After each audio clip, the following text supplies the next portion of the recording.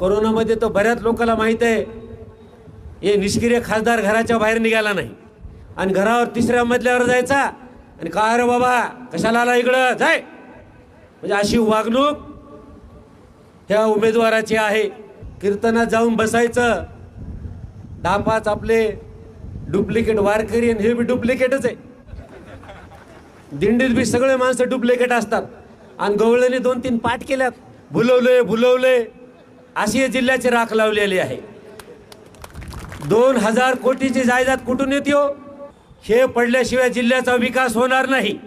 20 वर्ष झालं, एक पिढी बर्बाद झाली आणि हे जर पुन्हा बेनं आलं जिल्हा ऐकून खाईल.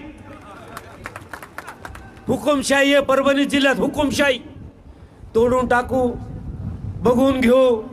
मी म्हणलं काय बघायचंय बघ, पण तुझी माती केल्याशिवाय मीठ राहणार नाही.